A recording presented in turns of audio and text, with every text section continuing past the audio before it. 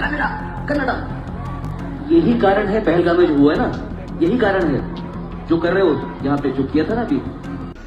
एक होता है कन्नड़ा कन्नड़ा कन्नड़ा कन्नड़ा कन्नड़ा और एक होता है कन्नड़ा कन्नड़ा कन्नड़ा।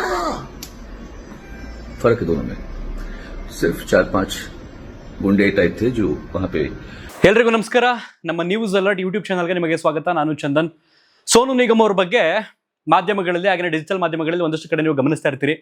ಬೆಂಗಳೂರಿಗೆ ಒಂದು ಕಾರ್ಯಕ್ರಮಕ್ಕೆ ಬಂದಂಥವರು ಕನ್ನಡ ಆಡು ಅಂತ ಕೇಳಿದಕ್ಕೆ ಆ ಸ್ಟೇಟ್ಮೆಂಟ್ ಅನ್ನ ಪಹಲ್ಗಾಮಲ್ಲಿ ನಡೆದಂಥ ಒಂದು ಘಟನೆಗೆ ಕಂಪೇರ್ ಮಾಡಿ ಇದಕ್ಕೆ ಅಲ್ಲಿ ಆ ರೀತಿ ಘಟನೆ ನಡೆದಿದ್ದು ಅನ್ನೋ ಒಂದು ಸ್ಟೇಟ್ಮೆಂಟ್ ಅನ್ನ ಕೊಟ್ಟು ಹೋಗಿರ್ತಾರೆ. ಸೊ ಅದಾದ ನಂತರ ಮಾಧ್ಯಮಗಳಲ್ಲಿ ಇದು ತಡವಾಗಿ ಬೆಳಕಿಗೆ ಬರುತ್ತೆ. 25-26ನೇ ತಾರೀಕು ನಡೆದಿರ್ತಕ್ಕಂಥ ಒಂದು ಕಾಲೇಜಿನ ಇವೆಂಟ್ ಅಲ್ಲಿ ಆಚೆ ಬಂದಿರುವಂತಹ ಹೇಳಿಕೆ ಸೋನು ನಿಗಮ್ ಅವ್ರದ್ದು. ಬಟ್ ಇದು ನಿನ್ನೆ ಮಾಧ್ಯಮಗಳಲ್ಲಿ ವೈರಲ್ ಆಗುತ್ತೆ. ಸೊ ಎಲ್ಲಿ ಈ ಘಟನೆ ನಡೀತು, ಯಾಕೆ ಈ ಘಟನೆ ನಡೀತು, ಜೊತೆಗೆ ಈ ಘಟನೆ ನಡೆದ ನಂತರ ಸೋನು ನಿಗಮ್ ಅವರು ಇವತ್ತು ಅವರ ಸೋಷಿಯಲ್ ಮೀಡಿಯಾ ಖಾತೆಯಲ್ಲಿ ಒಂದು ವಿಡಿಯೋವನ್ನ ಮಾಡಿ ಹರಿಬಿಟ್ಟಿದ್ದಾರೆ. ಅದರಲ್ಲೂ ಕೂಡ ಕ್ಷಮೆ ಕೇಳುವಂತಹ ಪ್ರಯತ್ನವನ್ನು ಕೂಡ ಅವ್ರು ಮಾಡಿಲ್ಲ, ಜಸ್ಟ್ ಕ್ಲಾರಿಟಿ ಕೊಟ್ಟಿದ್ದಾರೆ ಘಟನೆ ಬಗ್ಗೆ. ಸೊ ಎಲ್ಲವನ್ನು ಕೂಡ ವಿಸ್ತಾರವಾಗಿ ನಾನು ನಿಮಗೆ ಎಕ್ಸ್ಪ್ಲೇನ್ ಮಾಡ್ತೀನಿ. ಅದಕ್ಕೂ ಮೊದಲೇ ಯಾರಾದರೂ ಹೊಸಬರು ನಮ್ಮ ಚಾನಲ್ಗೆ ಮೊದಲ ಬಾರಿಗೆ ಭೇಟಿ ಕೊಟ್ಟು ಈ ವಿಡಿಯೋವನ್ನು ನೋಡ್ತಾ ಇದ್ರೆ ಸಬ್ಸ್ಕ್ರೈಬ್ ಮಾಡ್ಕೊಳ್ಳಿ, ಪಕ್ಕದಲ್ಲಿರುವಂಥ ಬೆಲ್ ಐಕಾನ್ ಅನ್ನ ಕ್ಲಿಕ್ ಮಾಡಿ. ಆರಂಭದಲ್ಲೇ ಒಂದು ಮಾತು ಹೇಳ್ಬಿಡ್ತೀನಿ. ನಾವು ನಾರ್ತ್ ಇಂಡಿಯನ್ಸು, ಸೌತ್ ಇಂಡಿಯನ್ಸು, ಉತ್ತರದವರು ಇಲ್ಲಿ ದಕ್ಷಿಣಕ್ಕೆ ಬಂದು ಕೆಲಸ ಕಾರ್ಯ ಮಾಡ್ಕೊಂಡು ಬದುಕ್ತಾ ಇರ್ತಾರೆ. ನಾವು ನಿಮ್ಗೆ ಆಶ್ರಯ ಕೊಟ್ಬಿಟ್ಟಿದ್ವಿ, ನಾವು ನಿಮ್ಗೆ ಅನ್ನ ಹಾಕ್ಬಿಟ್ಟಿದ್ವಿ. No, never. ನೀವು ಇಲ್ಲಿ ಕೆಲಸ ಮಾಡ್ತೀರಿ, ದುಡಿತೀರಿ, ತಿಂತೀರಿ, ಉಣ್ತೀರಿ, ಹೋಗ್ತೀರಿ. ನಮ್ಮಲ್ಲೂ ಒಂದಷ್ಟು ಜನ ಅಲ್ಲಿ ಬಂದು ಬದುಕ್ತಿದ್ದಾರೆ, ಆಶ್ರಯವನ್ನ ಕಲ್ಪಿಸ್ಕೊಂಡಿದ್ದಾರೆ ಅಲ್ಲೂ. ಬಟ್ ಕೆಲವರಿಗೆ ಏನಾಗ್ಬಿಟ್ಟಿದೆ ಅಂತಂದ್ರೆ, ಯಾವುದಾದ್ರೂ ಒಂದು ಇನ್ಸಿಡೆಂಟ್ ನಡೆದ್ರೆ ಸಾಕು, ಅದರಲ್ಲೂ ನಾವೇನಾದ್ರು ಸ್ವಾಭಿಮಾನದಿಂದ ಹೌದು ನಮ್ಮ ಭಾಷೆ, ನಮ್ಮ ಕನ್ನಡ, ನಮ್ಮ ನಾಡು, ನುಡಿ, ಜಲ ಅಂತ ಅಂದ್ಬಿಟ್ರೆ ಸಾಕು, ಇವ್ರುಗಳಿಗೆ ಹಂಗೆ, ಇವ್ರುಗಳು ಹಿಂಗೆ, ಬೇರೆಯವ್ರನ್ನ ಏಟ್ ಮಾಡ್ತಾರೆ. ಅಫ್ಕೋರ್ಸ್ ನಾವು ನಮ್ಮೂರಲ್ಲಿ ಕೇಳ್ತೀವಿ ಏನಂತ, ಇಲ್ಲಿ ಇದ್ದೀರಿ ಅಲ್ವಾ, ಹೆಚ್ಚು ಕಡಿಮೆ ನಾನೀಗ ಬಟ್ಟೆ ಅಂಗಡಿ ಓಪನ್ ಮಾಡಿದ್ದೀನಿ, ಒಂದ 7-8 ಜನರ ಜೊತೆ ಸಂಪರ್ಕ ಇದೆ ಬಿಸ್ನೆಸ್ ವ್ಯವಹಾರ. ಈಗ ಕರ್ನಾಟಕಕ್ಕೆ ಬಂದು ಎಷ್ಟು ವರ್ಷ ಆಯ್ತು ಅಂದ್ರೆ 10-12 ವರ್ಷ ಅಂತ ಹೇಳ್ತಾರೆ. ಬಟ್ ಇದುವರೆಗೂ ಕೂಡ ಕನ್ನಡ ಕಲಿಯುವಂತಹ ಪ್ರಯತ್ನವನ್ನೇ ಅವ್ರು ಮಾಡಿಲ್ಲ.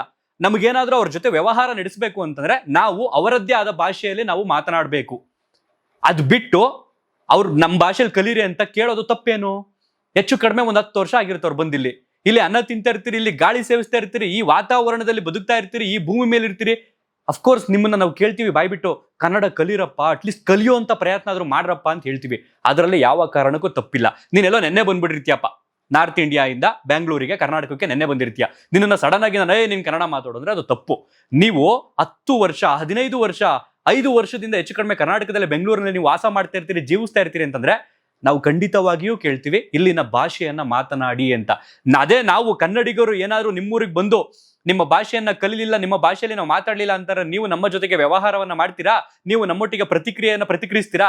ನೆವರ್. ನೀವು ಯಾವ ಕಾರಣಕ್ಕೂ ಮಾತಾಡಕ್ಕಿಲ್ಲ. ಒಂದೇ ಮಾತು ಹೇಳೋದು, ಕನ್ನಡ ಗೊತ್ತಿಲ್ಲ, ಕನ್ನಡ ಬಾರಕ್ಕಿಲ್ಲ, ಇಷ್ಟೇ ಹೇಳೋದು ನೀವು.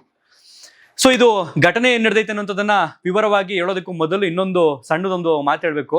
ಕೆಲವರು ಹೇಳ್ತಾರೆ ಯಾವ್ದಾದ್ರು ಒಂದು ಘಟನೆ ನಡೆದ ಸಾಕು, ಇಲ್ಲಿಯವರು ಒಂಥರ ಇಂಡಿಯಾ ಪಾಕಿಸ್ತಾನ ಆಗ್ಬಿಡ್ತಾರೆ, ನಾರ್ತ್ ಇಂಡಿಯನ್ ಸೌತ್ ಇಂಡಿಯನ್ ಅಂತಂದ್ರೆ.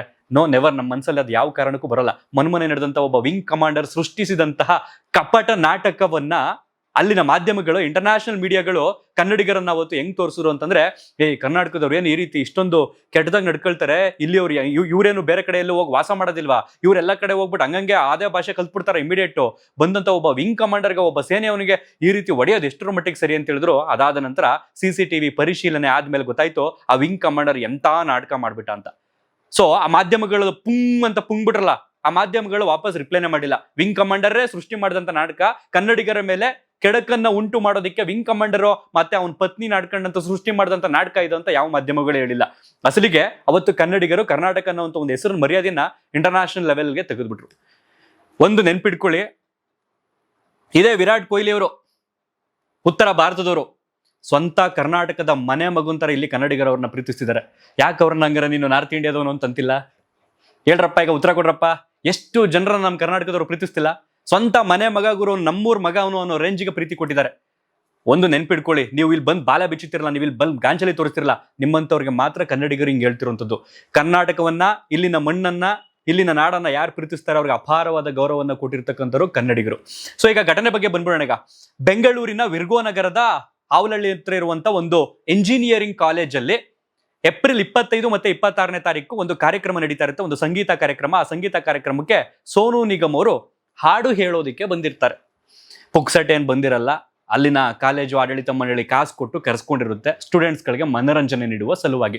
ಏನೋ ಫೆಸ್ಟ್ ಇರುತ್ತೆ ಕಾಲೇಜಲ್ಲಿ, ಅದಕ್ಕೆ ಸಂಬಂಧಪಟ್ಟಂಗೆ ಒಂದಷ್ಟು ಕಾರ್ಯಕ್ರಮಗಳಿರುತ್ತೆ. ಆ ಕಾರ್ಯಕ್ರಮದಲ್ಲಿ ಸಂಗೀತ ಕಾರ್ಯಕ್ರಮವು ಕೂಡ ಒಂದು ಪಾರ್ಟ್ ಆಗಿರುತ್ತೆ.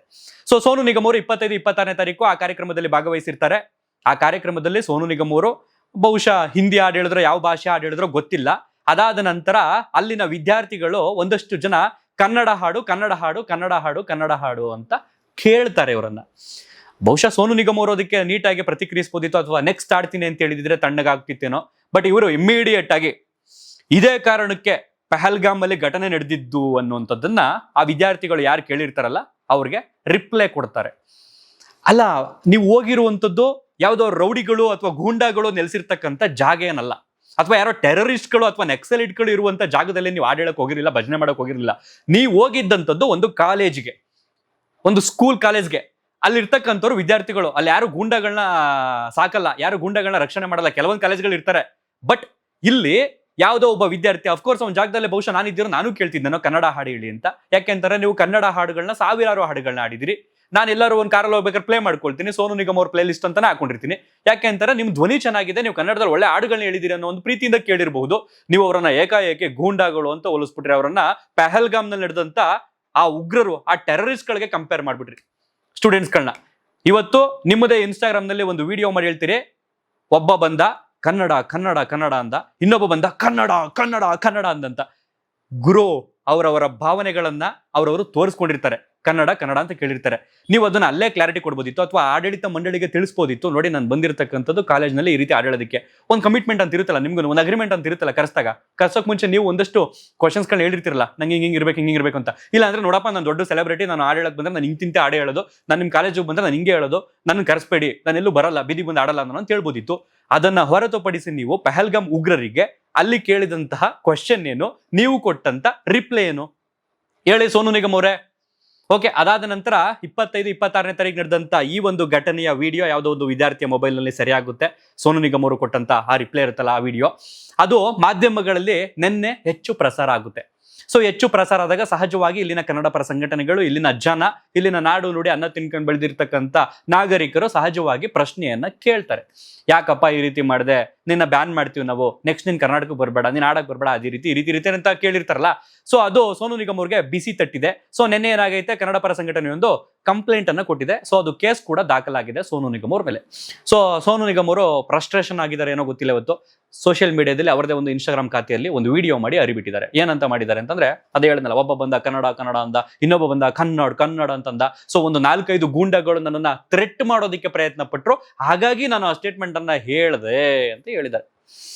ಗೂಂಡಾಗಳು ಅಂತ ಬಳಸ್ಬಿಟ್ರಿ, ನೀವು ಹೋಗಿದ್ದು ಕಾಲೇಜ್ಗೆ, ಎಲ್ಲಿಂದ ಎಲ್ಲಿಗೆ. ಅಂಡ್ ನಾವೆಲ್ಲ ನಿರೀಕ್ಷೆ ಮಾಡಿದ್ದೇನು ಅಂತಂದ್ರೆ, ಖಂಡಿತವಾಗಿಯೂ ನೆಕ್ಸ್ಟ್ ಸೋನು ನಿಗಮ್ ಅವ್ರ ಇನ್ಸ್ಟಾಗ್ರಾಮ್ನಲ್ಲಿ ಒಂದು ವಿಡಿಯೋ ಬರುತ್ತೆ, ಅದರಲ್ಲಿ ಕ್ಷಮೆ ಕೇಳಬಹುದು ಅಂತ ಅನ್ಕೊಂಡ ಹೊರತು ನೀವು ಕ್ಲಾರಿಟಿ ಕೊಡ್ತೀರಿ ಅಂತ ನಾವು ಅನ್ಕೊಂಡಿರ್ಲಿಲ್ಲ. ಅಂಡ್ ನಿಮ್ಗೊಂದು ಸಲಹೆ, ಕನ್ನಡಿಗರಿಗೆ ನಿಮ್ಮ ಅವಶ್ಯಕತೆ ಏನಿಲ್ಲ, ನಿಮಗೆ ಇಲ್ಲಿನ ಅವಶ್ಯಕತೆ ಇದೆ. ಕಾರಣ ಇಲ್ಲಿನ ನಿರ್ಮಾಪಕರ ಹಣ ನಿಮಗೆ ಸಂಭಾವನೆ ರೂಪದಲ್ಲಿ ಬರುತ್ತೆ. ನೀವು ಬಂದಿಲ್ಲ ಹಾಡು ಹೇಳಿದ್ರೆ, ನೀವೇ ಹಾಡು ಹೇಳ್ಬೇಕು ಅಂತೇಳಿ ಯಾವ್ದಾರ ಮಗು ಮಲ್ಕೊಳ್ತಿಲ್ವಾ, ಇಲ್ಲ ಯಾವ್ದಾರ ಮಗು ಅನ್ನ ತಿಂತಿಲ್ವಾ, ಇಲ್ಲ ಯಾರು ಕೆಲಸ ಕಾರ್ಯ ಮಾಡ್ತಿಲ್ವಾ? ನೀವು ಬಂದು ಹಾಡು ಹೇಳಿದ್ರೆ, ನಿಮ್ಮ ಹಾಡುಗಳನ್ನ ನಾವು ಕೇಳಿದ್ರೆ ಅಂತ ಏನಾರು ಕಾಯ್ಕೊಂಡು ಏನಾರು ಕೂತಿದಾರ? No, never. ಯಾವುದೋ ಒಂದು ಚಿತ್ರಕ್ಕೆ, ಯಾವುದೋ ಒಂದು ದೃಶ್ಯಕ್ಕೆ, ಯಾವುದೋ ಒಂದು ಸಾಂಗ್ಗೆ ನಿಮ್ಮ ಧ್ವನಿ ಸೂಟ್ ಆಗುತ್ತೆ ಅನ್ನೋ ಕಾರಣಕ್ಕೆ ನಿಮ್ಮನ್ನು ಕರೆಸಿರ್ತಾರೆ, ನಿಮ್ಮನ್ನ ಹಾಡಿಸಿರ್ತಾರೆ. ಕಾರಣ ನೀವೊಬ್ಬ ಕಲಾವಿದ, ನಿಮ್ಮಲ್ಲಿರುವಂತ ಕಲೆ ಜನರಿಗೆ ರೀಚ್ ಆಗ್ಲಿ ಅಂತ. ಬಟ್ ಆ ಕಲಾವಿದನಲ್ಲಿರುವಂತ ಅಹಂಕಾರ ಐತಲ್ಲ, ಅದು ಕನ್ನಡಿಗರಿಗೆ ಬೇಕಾಗಿಲ್ಲ. ನಿಮ್ಮಲ್ಲೇ ಇಟ್ಕೊಳ್ಳಿ, ಇದನ್ನ ನಿಮ್ಮ ಮನೇಲೆ ಇಟ್ಕೊಳ್ಳಿ. ಒಟ್ಟಾರೆಯಾಗಿ ಸೋನು ನಿಗಮ್ ಅವರು ಅದನ್ನ ಎಷ್ಟು ನಿಧಾನವಾಗಿ, ಸರಾಗವಾಗಿ, ಒಂಥರ ಬಾಳೆಹಣ್ಣು ಸಿಪ್ಪೆ ತೆಗ್ದಂಗೆ ನೀಟಾಗಿ ತೆಗೆದು ಹೇಳ್ಬೋದಿತ್ತು ಆ ಸ್ಟೂಡೆಂಟ್ಸ್ಗಳಿಗೆ. ಇರ್ರಪ್ಪ ಆಡ್ತೀನಿ ಅಂತ ಏನೇ ನಿಮ್ಮ ಭಾಷೆಯಲ್ಲಿ ಹೇಳ್ಬೋದಿತ್ತು. ನಾವು ಕನ್ನಡದಲ್ಲೇ ಹೇಳಿ ಅಂತ ಹೇಳ್ತಿಲ್ಲ, ಅದನ್ನ ನಿಮ್ಮ ಭಾಷೆಯಲ್ಲೇ ರುಕಾಜಾರ ಪಕಾಜಾರ ಅಂತೇನೋ ಹೇಳ್ತಿರಲ್ಲ, ಹಂಗೆ ಹೇಳ್ಬೋದಿತ್ತು. ಅದನ್ನ ಬಿಟ್ಬಿಟ್ಟು ನೀವು ಡೈರೆಕ್ಟ್ ಆಗಿ ಪಹಲ್ಗಾಮ್ಗೆ ಎಂಟ್ರಿ ಯಾಕೆ ಹೋದ್ರಿ ಅಂತ ನನಗಂತೂ ಗೊತ್ತಿಲ್ಲ. ಓಕೆ, ಇದು ನಡೆದಂತ ಘಟನೆ. ಸೊ ಸೋನು ನಿಗಮ್ ಅವರಿಗೆ ಇನ್ಸ್ಟಾಗ್ರಾಮ್ನಲ್ಲಿ ಅವ್ರ ವಿಡಿಯೋದಲ್ಲಿ ಕ್ಲಾರಿಟಿ ಕೊಟ್ಟಿದ್ದಾರೆ ಹೊರತು ಕ್ಷಮೆಯನ್ನು ಕೇಳಿಲ್ಲ. ನಾನು ಸ್ಟಾರ್ಟಿಂಗ್ ಅಲ್ಲಿ ಏಕ್ ಓತಾ ಹೇ ಅದ್ ನನ್ಗೆ ಹೆಂಗ್ ಅನಿಸ್ಬಿಡ್ತು ಅಂತಂದ್ರೆ, ಏಕ್ ಕುತ್ತಾ ಹೇ ಅಂತ ಅಂತವ್ರಲ್ಲ ಅವರು ಅಂತ ಅಂದ್ಬಿಟ್ಟು ಇನ್ನೂ ಟ್ರಿಗರ್ ಆಗೋಗಿದೆ. ಯಾಕಪ್ಪ ಸೋನು ನಿಗಮ್ ನಿಂಗೇಂದ್ರೆ ಕೊಬ್ಬ ಹಿಂಗ್ ಕೇಳೋಣ ಅಂತಿದ್ದೆ. ಬಟ್ ಅವರು ಕ್ಲಾರಿಟಿ ಕೊಟ್ಟಿದ್ದಾರೆ. ಅಂಡ್ ಕನ್ನಡಿಗರು ವಿಶಾಲ ಹೃದಯದವರು, ಅವರು ನಮ್ಮನ್ನ ತುಂಬಾ ಪ್ರೀತಿಸ್ತಾರೆ, ನಾನು ಅವ್ರನ್ನ ಪ್ರೀತಿಸ್ತೀನಿ ಅಂತಾನು ಕೂಡ ಕೊನೆಯಲ್ಲಿ ಹೇಳಿದ್ದಾರೆ. ನಮ್ಮ ಕಡೆ ಒಂದು ಗಾದೆ ಮಾತೈತೆ, ಇದೇನೋ ದೊಣ್ಣೆ ನೋಡ್ಬಿಟ್ಟು ಇನ್ನೇನೋ ಮಂತ್ರಿಸರು ಅಂತಂಗೆ. ಸೊ ಹಂಗಾಗಿ ಸೋನು ನಿಗಮ್ ಅವರೇ, ನಿಮ್ಮ ಅವಶ್ಯಕತೆ ನಮಗಂತೂ ಇಲ್ಲ. ನಿಮಗೆ ಇಲ್ಲಿನ ಅವಶ್ಯಕತೆ ಇದೆ, ಇಲ್ಲಿನ ಹಣದ ಅವಶ್ಯಕತೆ ಇದೆ.